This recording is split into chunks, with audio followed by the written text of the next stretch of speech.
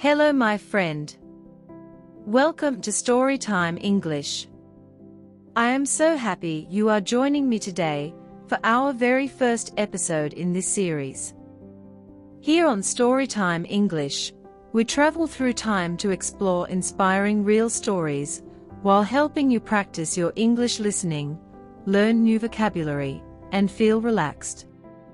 So take a slow, deep breath. Let your shoulders relax, and let this story carry you back in time, 400 years ago, to meet the most famous writer in human history. Imagine you are standing on a dusty street in London. The year is 1592. The streets are narrow and crowded.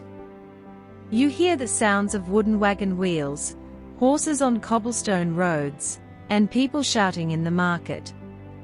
Inside a dark, crowded theatre made of wood, hundreds of people are standing together. They are not looking at smartphones or screens. They are listening to a man speaking on stage, listening to words they have never heard before. In those days, the English language was very different. It was simpler, with far fewer words than we have today. But this one man changed all of that forever.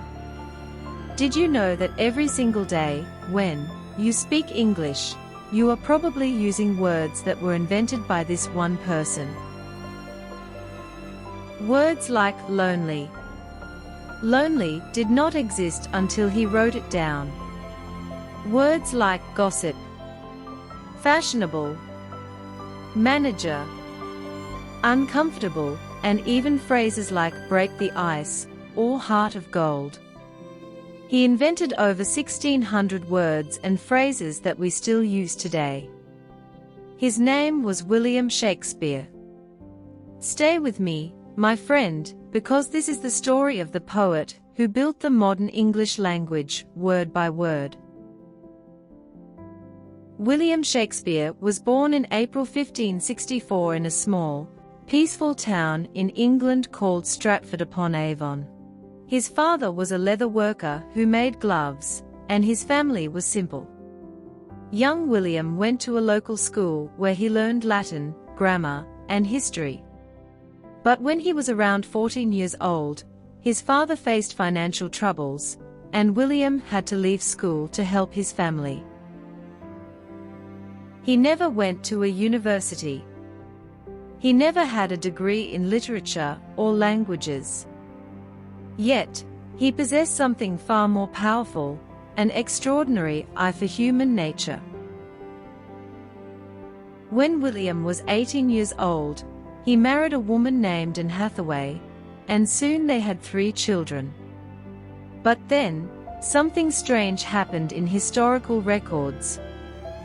For nearly 7 years, Shakespeare completely vanished from history books. Historians call this period the lost years. Nobody knows for sure what William was doing during those 7 years.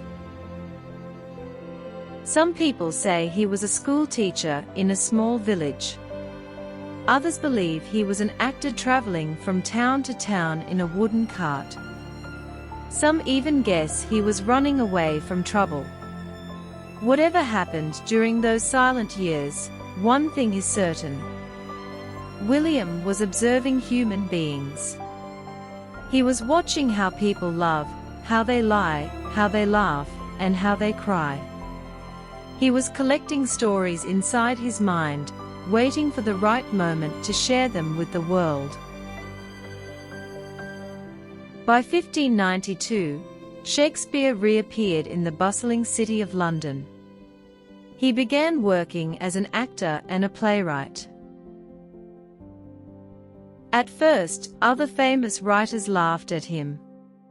They called him an uneducated upstart, who did not belong in their elite literary circles. But the ordinary people of London felt differently. They loved his plays. Shakespeare wrote stories that spoke directly to the human heart. When he wrote about love, he gave us Romeo and Juliet, a story of two young lovers caught between their fighting families. When he wrote about ambition and regret, he gave us Macbeth, a story about a king who loses his soul for power. And when he wrote about doubt and sadness, he gave us Hamlet, featuring the most famous line in all of literature, "To be or not to be, that is the question." Look at that sentence, my friend, to be or not to be. It is so simple, only 6 tiny words, yet it asks the ultimate question about life, existence, and human suffering. That was Shakespeare's true power. He could take deep, complex feelings and express them in words that touched everyone, from poor peasants standing in the mud to Queen Elizabeth sitting on her golden throne. Shakespeare went on to write 37 plays and over 150 poems. In 1599, he and his theatre company built the Globe, a famous circular theatre on the banks of the River Thames in London. Shakespeare retired to his hometown of Stratford and passed away in 1616 at the age of 52. On his gravestone, a gentle message was carved, but his real monument was not made of stone, it was made of language. And so, my friend, our story comes gently to its close. Shakespeare teaches us something deeply meaningful about learning English. Language is not just a rigid set of rules or grammar books. Language is a living canvas, a tool to express your thoughts, your dreams, your love, and your fears. Do not be afraid of making mistakes when you speak English. Even Shakespeare made up his own words when he could not find the right ones. Every new word you learn today, every phrase you practice, is a step toward painting your own story in English. Tell me, my friend, what stayed with you most from Shakespeare's story? Was it the mystery of his lost years, the idea that he invented words like lonely, or the simple power of to be, or not to be? I would love to hear your thoughts in the comments below. There are many more stories waiting right here in this series, and I will be here when you come back.